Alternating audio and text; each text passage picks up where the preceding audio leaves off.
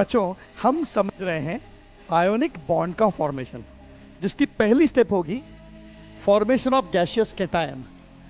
इसका मतलब क्या, मान लो AX मॉलिक्यूल बनाना है, आयोनिक बॉन्ड से A और X को कंबाइन करना है, तो A जो गैसियस एटम है वो अपना एक इलेक्ट्रॉन लूज करेगा। कैसे?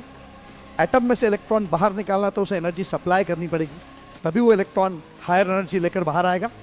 तो इसका मतलब ये एंडोथर्मिक रिएक्शन है, और इस एंडोथर्मिक रिएक्शन में डेल्टा आयनाइजेशन एंथैल्पी, ये जो आयनाइजेशन एंथैल्पी ये पॉजिटिव है।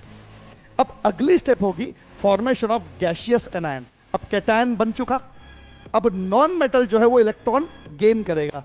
तो जो नॉन मेटल पार्ट X है वो गैसियस स्टेट में एक एटम है, वो इलेक्ट्रॉन गेन कर रहा है। बच्चों, ये जो रिएक्शन है ये रिएक्शन एक्सोथर्मिक रिएक्शन है।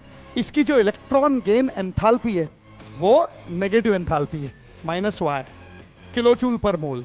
अब ये दो स्टेप्स हो गई। अब इन तीसरी स्टेप में इन दोनों कैटायन एनायन का लैटिस फॉर्मेशन होगा। तो लैटिस फॉर्मेशन ये भी एक्सोथर्मिक रिएक्शन है। अब लैटिस फॉर्मेशन जो तीसरी केस होगी, इसके अंदर A+ बन चुका है, X- बन चुका है, ये मिलकर एक लैटिस स्ट्रक्चर बनाएंगे और ये एंडोथर्मिक रिएक्शन, ये एक्सोथर्मिक रिएक्शन होगी और इसमें एनर्जी रिलीज होगी -Z, ये लैटिस एंथैल्पी रिलीज होगी इसमें, और AX का फॉर्मेशन हो जाएगा। इस प्रकार आयनिक बॉन्ड पूरी तरह बनेगा।